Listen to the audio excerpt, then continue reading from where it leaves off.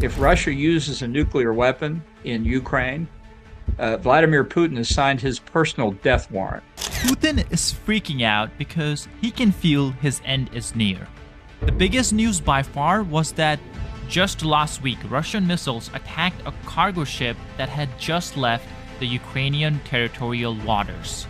A civilian cargo ship, no less. But something important that this tweet doesn't mention was the fact that that ship was in NATO waters when Russia attacked it. As you can see from this tweet, the ship was in Romania's maritime economic waters. Romania is a NATO member, and that means the ship was attacked in NATO waters. On top of that, the ship was from Turkey, another NATO member. That means Russia attacked a NATO ship in NATO water and a civilian ship no less. Now, luckily for Putin, this does not automatically trigger Article 5 of the NATO treaty. The main reason behind it is because the attack happened in economic waters, not the territorial waters. According to the United Nations Convention on the Law of Sea, a nation's territorial waters extend 12 nautical miles from its coastline, while its exclusive economic zone (EEZ) extends up to 200 nautical miles from its coastline. In simple terms, everything up until the 12 nautical mile is basically part of the country.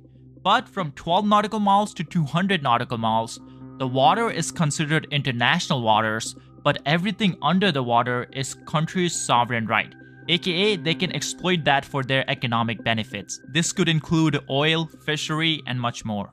If an attack takes place in a country's territorial water, it should trigger the Article 5 if the country is part of NATO. Now, I say should because of course there are exceptions, meaning if the attack was a pure mistake, it's unlikely that Article 5 would be triggered. And it would be easy to believe that this was a mistake if this was an isolated incident. But in fact, just in the last month, Russia has sent multiple drones into NATO airspace, and now this happens, and on top of that, Russia has been sending missiles through the NATO airspace to attack Ukraine. Clearly, one of these could have been a mistake, but all of them combined, it doesn't really seem like an accident. It's like the great philosopher J. Cole once said, "Fool me one time, shame on you. Fool me twice, can't put the blame on you. Fool me 3 times?" Okay, I'm not a rapper, but it's kinda obvious what Putin's trying to do. He's trying to get a reaction out of NATO just to see how they react and what they do. Maybe it's out of pure curiosity on part of Putin, or maybe he's planning something big. No one knows. And of course, we cannot blame NATO for not reacting so far, because they don't want to escalate the war over something minor as drone infractions of airspaces. But it seems like the attacks have been getting bigger and closer to NATO territory and NATO civilians. So there's gonna come a point where NATO may have to send out a message. This could be a stern warning, or it could be something bigger. Maybe it could be giving Ukraine permission to strike inside Russia. Now that's something that's been scaring Putin. Just last week, he put out what seems like a fake press conference where he answered one question. That question was, what would Russia do if the West gives Ukraine permission to use Western missiles to strike inside Russia? Let's listen to that real quick. What we are seeing is an attempt to substitute notions. Because this is not a question of whether the Kiev regime is allowed or not allowed to strike targets on Russian territory.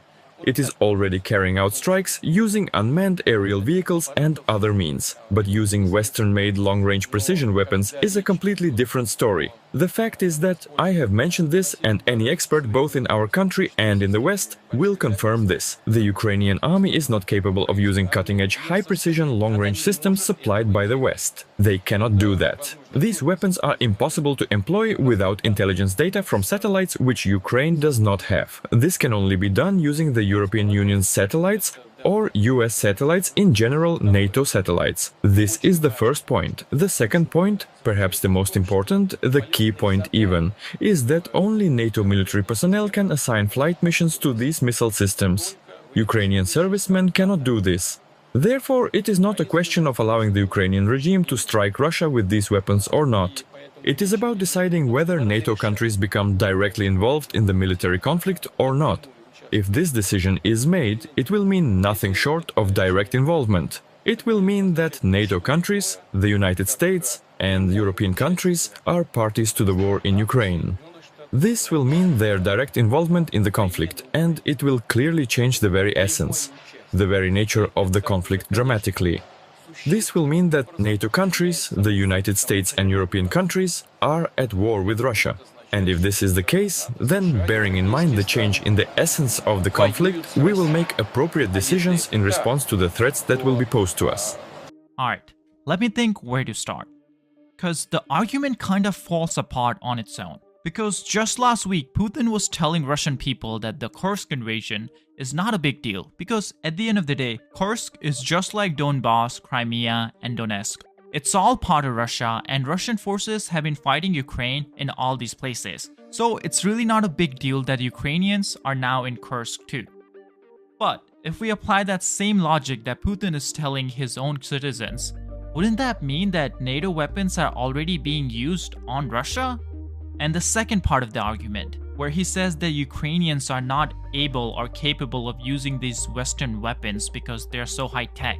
This is an argument that Russians have been using for a while now. They refuse to believe, or I guess they refuse to accept, that Ukraine now has its own defense industry. Here's a Russian post that's crying about all the Ukrainian weapons that's striking inside Russia, the drones and the missiles.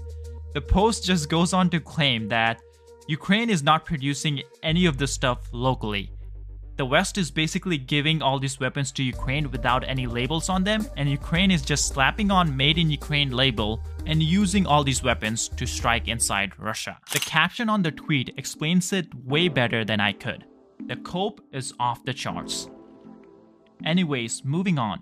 You know a country is winning a war when they start giving ultimatums about nuclear weapons.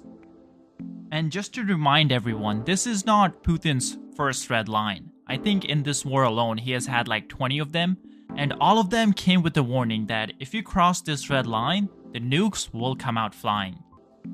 Every single time that one of Putin's red lines have been crossed, and many have been crossed, you know, sanctions were a red line.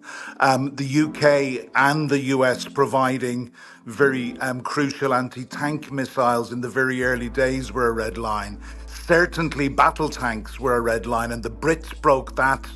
The Brits broke that with the supply of Challengers back at the beginning of last year. The very supply of long-range artillery, again, the Brits broke that with the supply of Storm Shadow last summer. So every single time, the one thing, if Russia was invaded, this allows them to use nuclear weapons within their nuclear doctrine. Well, a month ago, Ukraine has very effectively invaded part of Russia and brought the war to Russia. Now, of course, Putin's never going to use the nukes on the West, because at the end of the day, even he knows that NATO has nukes too. So it doesn't matter how expensive his palace is, he's not protected in there if he uses nukes. Here's Michael Clark explaining the same exact thing. When people think that that somehow we're vulnerable, remember that those people in the Kremlin also know, and this may be an inconvenient fact, and I don't like it either, but the fact is, we have an independent nuclear deterrent. A submarine, always under the North Atlantic, 24 hours a day, 365 days of the year. If the Prime Minister gave the order, whether it's in Washington or in London or in Workington or in Doncaster or in Stirling, if he gave the order, then that submarine would fire its missiles 55 minutes after he gives the order, and Moscow will be destroyed, full stop, no question. That's the technical reality. Now, you can argue about whether that's a good or a bad thing, but that is where we are. That is the situation. So those on TV in Russia who make lots of blood-curdling threats about nuclear use against Britain need to think about the fact that we do have an independent nuclear deterrent. Like it or not, it's there. Also, let's look at the big picture here. Putin is saying that if Western weapons are allowed to be used inside Russia, NATO will be at war with Russia. Now, can Russia really afford a war with NATO? Right now, they're throwing pretty much everything they have. The whole economy has been restructured to become a war economy that's growing around 3% per year.